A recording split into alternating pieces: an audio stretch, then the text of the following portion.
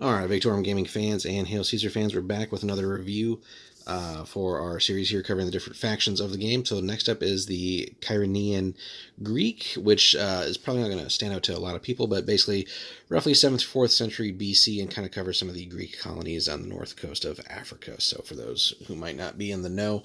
So what does this list bring you as opposed to sort of the more classical Greek list? Well, as you can kind of expect probably infantry is going to be a lot of it, so at least 75% of the army has to be infantry, not counting skirmishers as usual. Hoplites do have to be anywhere from 25 to 50% of that infantry, and again non-skirmishers, and just some flavor of hoplite, as it says here. It doesn't necessarily have to be one particular hoplite unit. Cavalry can be up to 20%, so that's actually pretty cool there. And then chariots can be up to 10% as well, so there's no other restrictions like we saw with the Lydians. So you get a little bit of diversity there. Some cavalry, actually a good chunk of cavalry for a Greek army, and then chariots there, and then the divisions here. Interesting. So 4 more units unless cavalry and or chariots. So let's see here. Excluding skirmishers as normal, led by a commander unless they comprise cavalry and or chariots only. Division consisting entirely of cavalry, gosh, cannot pronounce today, and or chariots can be any size so long as it includes all the cavalry and all the chariots of the army. So that's actually kind of neat, getting around that typical size restriction for a division. So if you pack all of your cavalry and or chariots in there, then you could do some interesting things as well. And then skirmishers can be, as usual, up to 50% of per division of the infantry. So with that in mind, let's take a look at what this list actually brings us here.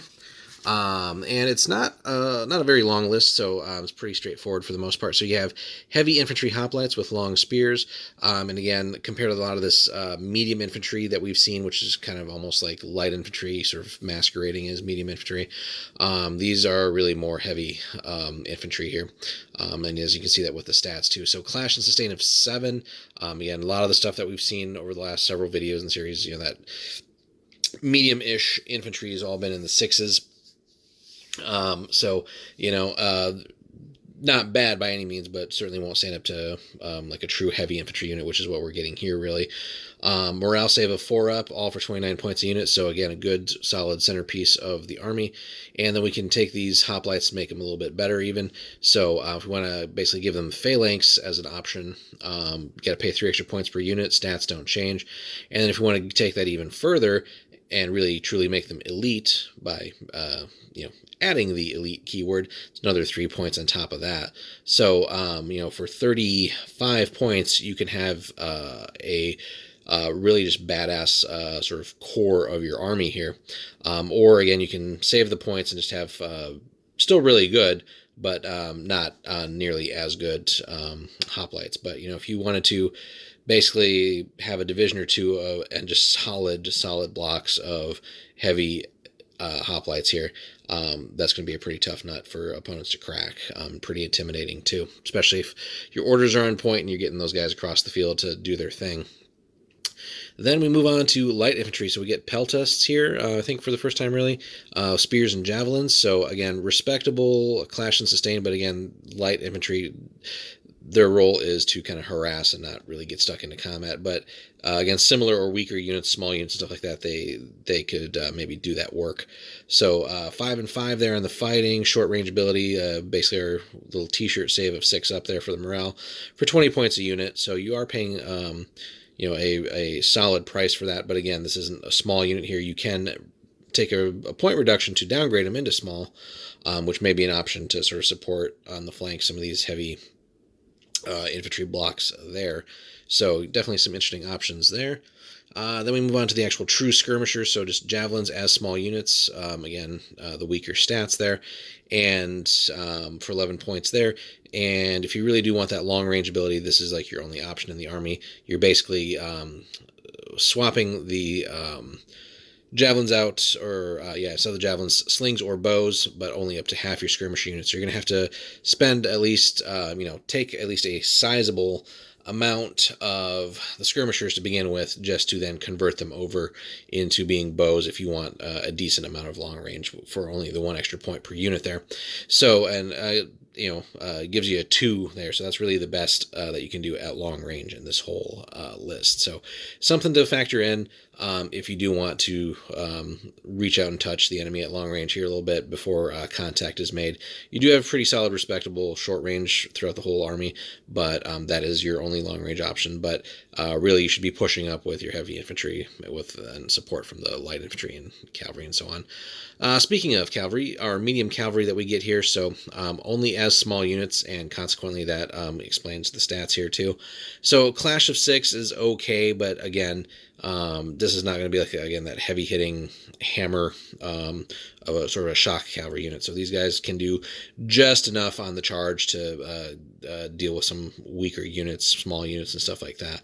But as you can see, the sustain drops down horrendously to a 3, which means these guys are not going to help you out if the fight goes on and on.